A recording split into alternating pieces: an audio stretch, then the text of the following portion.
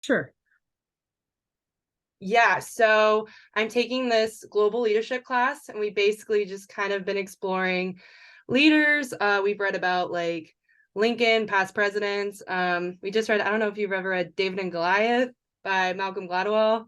We read Okay. that. So we're kind of just exploring leaders, and this project is we're supposed to pick a leader that we feel has had like significant contributions to their place. And Coach Matthews told me about you, and I've known about you for a little bit. So yeah, so I thought it'd be a good fit. What a great class, man. Yes, I really enjoyed I'm it. it's so fortunate that you're able to study that sort of thing at the time in your life that you are, to really start thinking about your leadership philosophies, or just, how decisions were made and what goes into it. So I think it's just a really cool class. So that's Yeah, awesome. it's been really eye-opening. We've learned a lot. So yeah. I'm sure. Okay, all right, let's jump into it. Sure. So tell me about your softball journey. Like, how did you get into it as a kid? I know you played at Iowa, like you're from Iowa. So kind of tell me the beginnings, I guess. Sure. Thanks for asking. And I will be as brief as I can. But the journey, it really started. Yes, I grew up in Iowa, and my dad was an umpire and an official for many sports. So he coached as well, and he was a high school teacher and principal. So he was just very involved in that sort of thing. And one of the things he umpired was men's fast pitch softball. Okay. Because when I was a kid, oh gosh, in the Iowa, Minnesota, South Dakota, Nebraska area, I mean, men's fast pitch was a thing. I mean, it still kind of is, but not like it used to be, not like it was. And I used to tag along with them to the ballpark. Okay. I'm sure my mother just said, "You're in charge of her, take her with you." And I really was enamored by the speed of the game and the athleticism, and even as a little kid, I just thought how hard they threw the ball and how fast they could run. I was really intrigued by the game. And even though I played all sorts of sports growing up and in high school and all of that, really softball was always my favorite and my kind of my, just most passionate about. And so I played in high school, and then went on to play in college at the University of Iowa, and it was a really cool time to be at Iowa. And it means more to me now than even it did then. In terms of Dr. Christine Grant, which hopefully you'll come across that name in your leadership class.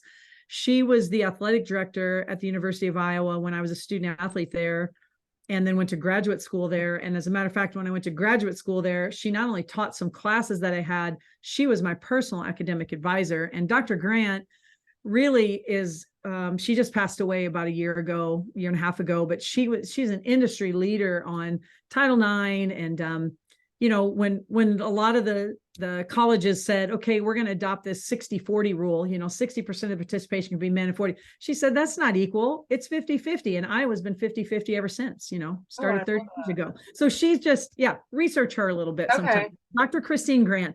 Okay. And so, I went to school at the University of Iowa, and she was there, and just had a lot of great mentors, and, played softball there. And really, Grace, I really struggled with. I had a business degree. I was really interested in that side of things, but I also had this passion for athletics. And I really didn't, my career path was, I didn't know which way I was going to go. And Yeah, that's I my next remember, question. Like, how did this influence coach? Yeah. yes, and I will definitely get to that. But I remember talking with my parents at the time and just saying, man, I really could get these great jobs in business. I had some nice offers, but I just couldn't say yes. But I really didn't know what it was going to be. And I remember them saying, and it really was the right words at the right time to me in my life, of like, go to school, go to grad school. You never can go wrong getting more education. No one can ever take it from you. And you really like to learn. And so I did that. I went to graduate school and became a graduate assistant coach before it was a thing. Now it's a thing. It wasn't really a thing back then. But again, I was at Iowa, equality, and worked for Gail Blevins, who was a very successful softball coach there, and fell in love with it. I'm like, this is it. Coaching is it. And so after I got my master's degree, I was hired by Carol Hutchins at the University of Michigan. You might know her name. Yes. She wasn't the Carol Hutchins she is now, but she was, but I mean, she is as a person and a human being, but now she's the winningest coach in Division I softball history. So I got my start with her. How lucky am I? And we had a great time. We're still dear friends. So I was her assistant for 5 years, then went on to start the program at Purdue, and was the head coach there at the ripe old age of 28. I was hired to be the Oh my head God. coach and start the program at Purdue, and was there a long time and loved every minute of it. And then finished my coaching career, full-time coaching career at the University of Louisville. And that was just an awesome experience as well. So whether you think it's a blessing or a curse, I was at the Power 5 level my entire career. I loved it. But some people would say, it's a lot, and it is. And then to finish the career story, I was just ready for a new challenge. Like, I could be a college coach. I could do what Coach Matthews is doing right now and be just as happy. I loved every minute of it, but just felt like I was ready for this new challenge. And even when I was coaching, I was very involved on like our NFCA board of directors, and I was speaking and just doing different things. And so I thought this was a great opportunity to give that a try. So I've been the executive director now of the NFCA since 2016, and I feel like my world has just exploded and opened up, because now it's not one team, one goal, one school. It's the softball world. You're overseeing a lot of people. Yeah, this international connections and the business side connections with all the companies surrounding softball. And I have the pleasure of working for ESPN now during the spring season and get to do the analyst work, which is really cool. And I work with USA Softball. I'm on the national team selection committee. So I wouldn't have been able to do all those things had I stayed with coaching. And again, I would have been happy, but now I just feel like this world has opened up. So I try to keep it brief, but that's like the career journey. No, that's great. And you then actually answered a lot of these questions. Okay, good. But your other question was, what was your question in there when I was talking? I can't remember, like, how did I know, or I don't know. I can't remember. Yeah, it's kind of like, how did your experiences early on influence you getting into coaching? You kind of, answered that, but yeah. Well, my dad was my first coach when I was little, and like a lot of people, moms or dads are their first coach. And he, he was always willing to, go practice with me or do whatever. So he had a big influence. Of course, my mother did as well, but my brother did too. He's 4 years older, and in the house, he ruled the roost, but outside of the house, I was like his little sister, and he's like, she's playing with us. I could play baseball with him, or he's doing that. He was great. He was a terrific big brother. So, but yeah, I think just the influence of watching fast pitch softball when I was a kid. And I think growing up in the state of Iowa, I know Iowa gets a bad rap about some things, but it's one of the leading states in terms of education. And it's one of the leading states in terms of equality. Like, I graduated from high school in 1983, and I wore metal cleats in high school. And back then that was like unheard of. I think we were the only state in the country. All the women's teams had to wear plastic cleats because it was, too dangerous. But in Iowa, and so I remember one of my first practices at the University of Iowa, and we're all running around, and a lot of my teammates are tripping because it's metal cleats for the first time and all this stuff. And I'm like, what's the problem? And it's like, well, all these young ladies from Illinois and, Wisconsin, they've just never worn metal. And so I think growing up in the state of Iowa with that mentality of, hey, everybody's the same and everybody's equal and give everybody a chance, like, that's just really stuck with me too. I just feel very grateful for that. That's awesome. That's really cool. Yeah. So what has been the shift between coaching and being an executive director been like? Like, do you still feel like you wear your coaching hat, or yeah? Oh, for sure. I mean, I'm a coach right here, like I think like a coach. I mean, 25 years is a long time. So I think like a coach. I feel like, two things. The reason that I enjoy this role so much is because I did coach. The people I serve are fast pitch softball coaches of all levels, high school, all the way to Division I, to travel ball, to, everybody. So I've been in their shoes. So it's a little easier to think, oh yeah, this time of year, this is what they're thinking and doing, and we need to do X, Y, and Z, or, so just the experience of coaching and the connections of coaching have served just served me very well in this role. I feel very fortunate to have had that. I think it'd be tough to be in this role and never have coached. I think for any industry, if you're serving a group, if you haven't walked in their shoes, it's hard to truly serve. So that's been good. But the biggest difference is, I was just used to every day going out to the field, for a couple hours a day. And that was a big adjustment for me, mainly because you just get so used to that cycle. It's what you'll go through someday when you're not playing, you're like, wow, why am I not going to the softball field? Like, this is weird. Yeah. So that was a transition, is, just not going to the field and having practice every day. But there's been other transitions, and that was just, it still is a little odd for me. But yes, I still coach and help some of my former players who coach teams. And I'll always be a coach at heart. And, that's really what the analyst job for ESPN is. You're coaching in the booth, you're analyzing and coaching. So that's really helped fill my coaching bucket too, is, being able to be on campuses and talk to coaches, and of course, just, coach in the booth. And the best thing is I'm undefeated in the booth. It's That's great. true. Yeah. It's great. It's I great. love it. Do you feel like you were called into leadership, or do you feel like you seeked it out? Like, do you feel like you kind of have a natural ability to lead, or is it something you had to work for? That's a great question. I think a little bit of both. Mainly, I think it came pretty naturally for me. I just, when, now that you've asked that, I'm looking back at teams I've been on, or different places I've been, or roles I've had. And it's always come naturally for me to think of others. Okay. It's really tough for me to talk about myself, or to like even this interview is a little, but to talk about myself, or to talk about, just one person. It's easy for me to think in terms of teams, or, motivating, leading, innovating, like those things. I'm always kind of churning in my mind about that. And I feel like I always kind of have been. But the reason I say both, haven't had to work for it, because I think any leader needs to work for it. I mean, if you stay put, you're either getting better or worse. There's really not this in between. You always want to be heading toward that getting better. So I feel like, because I've been in a lot of leadership positions, that means you've had to make a lot of decisions that impact a lot of people, or impact a lot of things.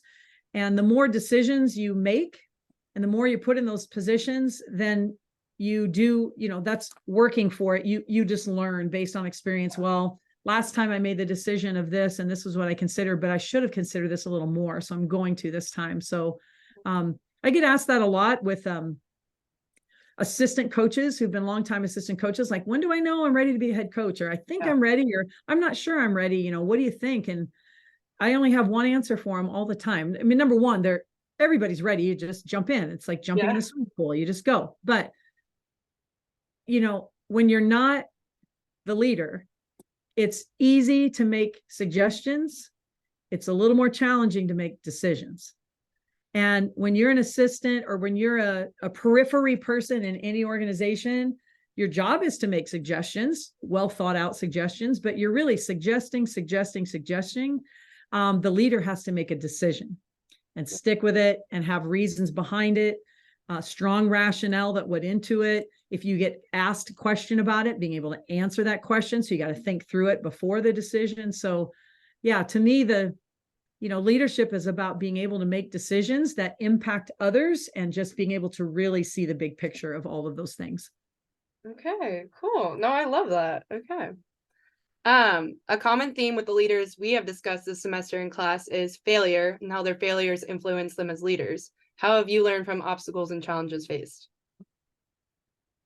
Well, there's not one person on this earth who hasn't been kicked in the gut, at some point in time. I mean, I'm sure you have too in your career so far. You just, something didn't go your way, or you feel wronged, or you've just given it your best shot and it didn't go well. I mean, that just, that happens. I think, being able to bounce back quickly, I always say, be like a tennis ball.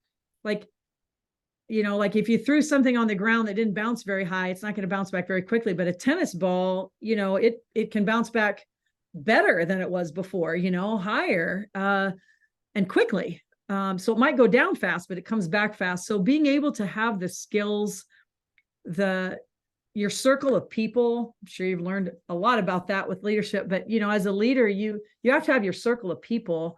And I feel like your circle of people needs to be, sure, 2 or 3 people within your industry, because you have to bounce ideas off them, but they also need to be people, someone that has nothing, like for me, something that has nothing to do with softball.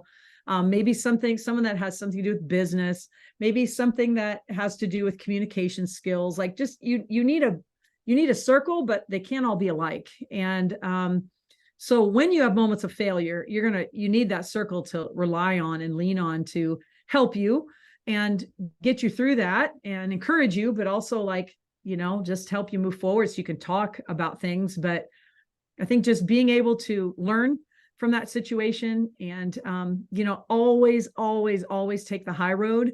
So even if you feel wronged or, it wasn't a decision you made, but you were impacted by it, just taking the high road always ends up the best way. And I feel like in this day and age with social media and everybody getting attention for, venting or calling someone out or, just, gosh, just, it's really tough to be a leader right now because everything you do is scrutinized and everything you do is public.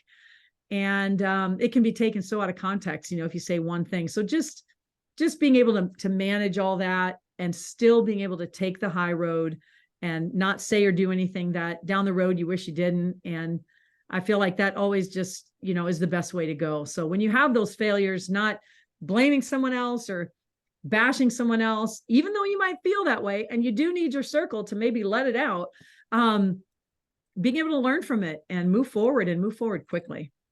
Yeah. I saw like during COVID, you were very successful. Like, what was that like during that time? I mean, Ooh.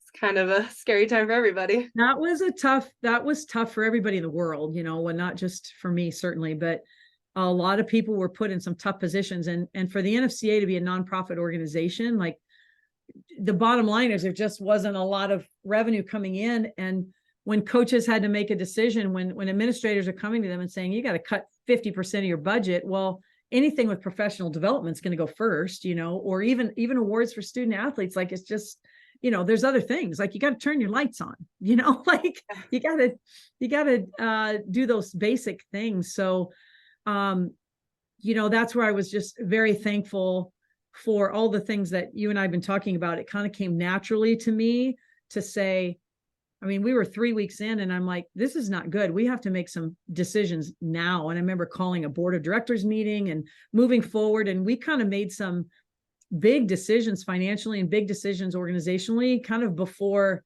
universities did in the rest of the country. But I just felt like it was like, we need to make some decisions here quick. So trusting the instincts, really doing the work to validate what was going on in my head and my heart. Like, this is not going well. How can we come up with a solution? And then having a solution to present to the board and to people, and then really rallying your people and our internal staff and the external softball community. Like, look, we're going to be okay, but here's what needs to happen. Like, just think clear messaging, communicating at a high level.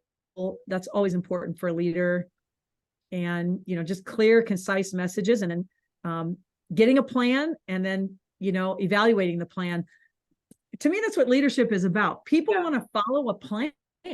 If you feel like you have a plan, a well thought out plan, like, people can get behind that. And then if something goes wrong, it can be the plan that's, like, oh, we need a new plan. It's not, Grace, you're not doing your part and you're terrible. So you feel bad. It's, hey, this plan was not very good for you. It's clearly not working. Let's adjust the plan. That's a different feeling for you. Yeah. So I feel like leaders really need clear, well thought out plans, and then to be able to deliver, communicate the plan, execute the plan. And if it's going well, great, reinforce it, off we go. And if it's not going well, adjust the plan, but keep your people moving, yeah. Nice. Oh, good. Okay. I guess, how do you measure success? Especially, I mean, I'm sure you've had different ways of doing that as a coach and now as an executive director.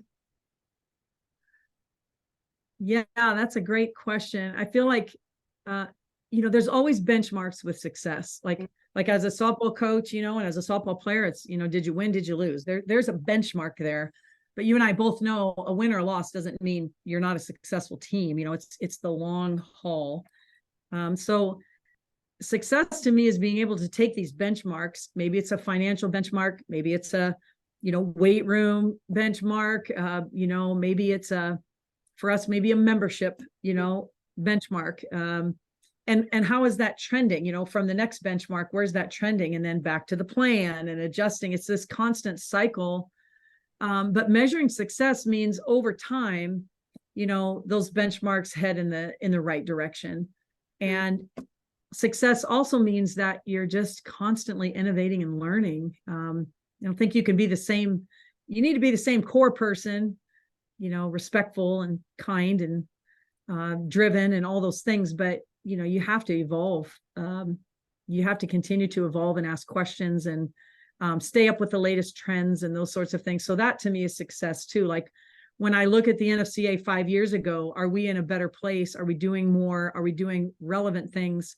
Those are all questions you're constantly asking. And if the answer is yes, okay. And not just my answer, but asking your internal team, your external team, like, do you feel like we've made some progress, and how and why and what can we do better? And but yeah, that's success to me. Of course, measuring the benchmarks, because to me, what gets measured gets managed.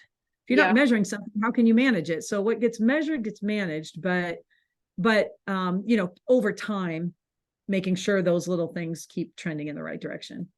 Cool. That kind of leads into another question. I said, okay, how do you feel the game of softball has evolved over the years? And do you feel like you've had to change your leadership style along with it? So the game itself, it's still 3 outs, and We got the you got to score more runs than the other team. So the game, the premise of the game itself, of course, is the same, but how the game has evolved has been tremendous throughout my lifetime of playing. I played in college where we had the white ball. No, what? You could rattle it after the first 3 innings and it would shake, and then you wonder why you couldn't hit. And you're all using bats from the same bat bag. You didn't have your own bat. Anyway, so the game has evolved, and I think it's evolved well, using the yellow ball, differentiating our sport from other softball, like, men's fast pitch and, whatever, co-ed slow pitch. Like we have this yellow ball and it matters. It means it's fast pitch, and, moving the pitching plate back 3 feet really helped the offense. Again, when I played, it was a great game. It was a lot of fun, but there wasn't a ton of scoring overall. And moving the pitching plate back, changing the ball, obviously the equipment is significantly better, the bats, the gloves, so our game continues to evolve and stay sharp. Now having, a pitch clock to keep things moving sometimes. I mean, there's just some really good things our leadership, our caretakers of the sport have done to take care of the sport. So yes, I feel like our sport has evolved and has changed, but the core of it is still, it's an exciting game. It's fast paced, it's a short field, and you still have the home runs. So you have the big exciting thing, or you still have a pitcher who can have 17 strikeouts a game. It's just not all the time. So, there's a lot of things about our game, but how do you think the media has influenced it and the popularity with it? Huge. Media has been huge. If you can see it, you can be it. And as you know, now you can watch softball from February to June, and that was not the case. And so now you have people, when I travel and I have a bag with the NFCA on it, they're like, oh, I really got hooked on the World Series this year. I watched every game, and I've never watched softball before. And I'm like, great. It exposes people. I mean, we're always going to watch, but it exposes more people, and then, get more sponsor dollars behind it. But how evolving as a leader throughout the growth of softball has been, well, first of all, it's been a lot of fun because our sport has grown. There are 150 teams probably 30 years ago at Division I level. Now there's 310, and there's only 335 Division I schools. So it's, as a leader, it's been fun to watch the sport thrive as we try to take care of it through the rules and through the exposure, like you said, all those things. But also, I think as a leader, how this growth it's just, people pay attention to softball now. Mm-hmm. So they're going to pay attention to what the NFCA is doing and saying. And I would hope that they put their trust that when we say something, it's real, it's integrity. It's not just, we are very intentional.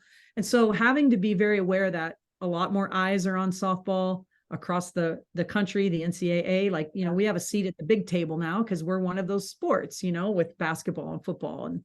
And so just that people are paying more attention. So you have to really even think bigger about how this is impacting everyone. So I feel like I've noticed that a little more. And as any leader you probably talk to is going to say, all leaders feel a little stretched, for just their time and Well, that's resources and scary. attention. Yeah. Yeah. Yeah. Yeah. Their attention. You just trying to prioritize all of that. Like, yeah. All right. Cool. Okay. Leaders help to turn ideas into action and empower others. How do you accomplish this? Yes. Yeah, leadership to me at its most simple form is just the ability to influence, period. Doesn't mean, there's been some leaders who've influenced in a bad way, like for bad things, but they've influenced, like think about a Hitler or somebody like this bad, but they were, they influenced. Um, Action items are key. And again, it goes back to making sure that the people you serve have clear roles of what their responsibilities are, and being able to delegate, not just with words, but with actions. Like, hey, this is your responsibility. You're accountable. Like, where are you? And all these benchmarks from them. We have, for our team internally, we have lots of, we call them huddles, like staff meetings. We have a couple of those a week. We have all sorts of ways we talk to each other without talking to each other, whether it's through Google Docs, or we have a Trello board, which is a project management digital board. So there's lots of ways to make internal action happen. But bigger picture for softball, which is where I like to focus, is, you were probably a lot younger then, but there was a time probably 5 years ago where our recruiting was getting out of hand. Like 6th, 7th, 8th graders were committing. You remember that? I remember that. Yeah, that was crazy. Brutal. It was brutal. Like the college coaches didn't like it, the parents didn't like it, the players didn't. Nobody liked it, but nobody could stop it. And it was really out of control. And everybody said, yeah, we don't like it, but we can't do anything about it. And finally, we said, no, we have to figure this out. So taking action with a very important item for the sport of softball and for the health of everyone. Usually you don't make marriage decisions when you're 12 years old. So why would you make a decision about your school? Yeah, 4 years. Yeah. Awful. Anyway, it was bad. And so we put a plan together. To your point, an action plan. Look, we need prominent figures in the sport, the Mike Candreas, the Carol Hutchins. We need those people that are recognizable. Patty Gassel. So fortunately, I know them all. They were all on board. We need current college student athletes who went through this, and it really was tough. Got that done. We need travel ball coaches. We just needed like this whole, plus we needed documentation of various things that I had to write, to the NCAA. We put together these videos, and the people that were voting on the NCAA committee, there was 20 of them. We literally went through each member of that committee, and okay, they're at Wake Forest. They don't have softball, but before, he was at the University of Michigan, and he happens to know Carol Hutchins. So I'd call Hutch and say, hey, tell this guy why we need his vote, that this is ridiculous, that 6th graders are, so we did this big campaign of action to, educate, and sent documents. And, it was a massive plan and a massive undertaking, but we got it done, and everybody's better for it. But it was taking an idea and taking a problem that needed a solution, and then really just pulling up your sleeves and, again, talking to the right people, formulating a plan and putting it into action. And, fortunately for us, that one went quickly. There's been others that have met some roadblocks and eventually get done. But yeah, I think just, again, having the end goal in mind, and then how do you back up and make that happen? And what's your time frame? And who are the stakeholders and all of that stuff. Awesome. Yeah. What advice do you have for building relationships and trust in an organization? I think relationships and connections are the secret sauce. Because there's a lot of leaders out there who can lead their group and but they have kind of blinders on, but it's the connections with people that matter, and the relationships that matter. And that'd be my advice to any leader out there, is build your network, like build it. You may think you're never going to talk to this person again, but make sure you leave with a good impression, and just a real one, who you are. And you never know. So being able to have conversations and influence and connections, to me, is number one on the list for sure. Awesome. Okay. All right. Final question. Sure. What do you want your legacy to be, and where do you see softball heading in the future? It's a good question. I have not thought about a legacy. Yeah. The the second one's easy for me to answer, but the first one, legacy. It, probably a little bit of it is part of the second question, but just that, wherever I've had the opportunity to serve, that it's in a better place than when I started. Not because of me, but because of just the whole thing, like how the whole plan was implemented and how the whole people got behind things. But I think, just hopefully that I was kind and, convicted in values, just unwavering, I should say, unwavering in integrity and values and all of those things, like no shortcuts with that sort of thing. And just being kind and respectful to everyone. And I think that's really important. And I think just, where do I want softball to go? I would love for softball to be the number one sport nationwide, and not just the number one women's sport, because we're really close to that. And in some places we're better, we are the best. Certainly the number one women's sport, but I mean the number one sport because of all the things you talked about, Grace, with the exposure. And you go to a game and usually don't go to just one game, you go to more. It catches on. But for that to happen, we need bigger stadiums. We need to be able to get more people in seats. Just speaking from the Division I level only, all 16 sites of our regionals and all 8 sites of our super regionals and the entire World Series sells out. We don't have enough seats. So we need to get, administrators and just decision makers on campuses behind that. And a good example is University of Oklahoma, best Division I program over the last several years by far and every level. And had a very average facility for years. I've done a lot of games there and played a lot of games there, coached a lot of games there. And they're building a new facility. They're going to be in it this spring, and it's gorgeous. Really cool to see, on Twitter, following along with it. Yeah. And it has probably 3,500 seats, 4,000 seats. They're already sold out. They should have built a 10,000 seat stadium, so it's like, these are good things. Yeah. I'm certainly not complaining. I'm thrilled that the University of Oklahoma has a new stadium, but just feel like, thinking bigger. I feel like we could be the number one sport. Youth players are drawn to it. I'm a little concerned we're pricing some people out because it's very expensive to play high level travel ball, and some people just can't do it. So I'm a little concerned about that, but that's probably the only big concern. The rest of them are just, I hope the rest of the world can keep up with our pace, because we're, off we go. So the future for me for softball would be that it's thought of as the number one sport. Like, you got to play it. If you're in high school and you could pick in between, hopefully you can play a lot of sports. I like multi-sport athletes, but if you have to pick one in the summer or in the, you're picking softball. Yeah. No, I think it's been really exciting to see it grow throughout my lifetime. I remember growing up, I had male idols, and I hope when I have a daughter, she can have female softball idols. So that's kind of my dream. Yes, for sure. Where did you grow up? Ohio, Cincinnati area. Oh, Cincinnati. Okay. Yeah. Yeah. Awesome. Yeah. So, Johnny Bench was a big one. Jackie Robinson, love that man. Yeah. So I'm hoping it gets bigger and bigger, like you said. Yes, I know. And that's something we haven't really talked about, but the high school game, the travel ball game, the college game, they're all heading in the right direction. And just to get a bigger pro league would be, yes, I would love to see that shift. Yeah. That's around. Yeah. That would help with some of those, because when you ask young players today, their idols are collegiate players, like a Jocelyn Allo, but then you never hear about her again. Where we should be talking about Jocelyn Allo for, the next 15 years of her career. So, you are, but not, not to the level of how you did hear about her. So, yeah, I know. So I'm hoping to see it like that. For sure. For sure. Well, thank you so much. Yes, you have given me a lot of good advice. I hope to get into college coaching. I have another year left to play, but this has been really amazing. Thank you. Your coach will help you with connections and this and that, but you let me know.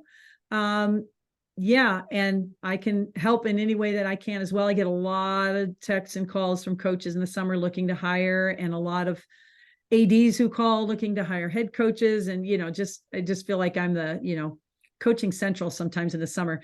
But just let me know how I can help as well. I'm happy to help along your journey, and it'll be fun. So it's a great profession. It's a great career. That's for sure. Yeah. Well, thank you so much. Yes. And good luck to you this year. Thank you. I'm very excited. Yes. Good luck. And tell Coach I said hi. I will. I will. She says she's gonna shoot you a text soon. Okay, great. Take care, Grace. You too. Bye. Okay, bye-bye.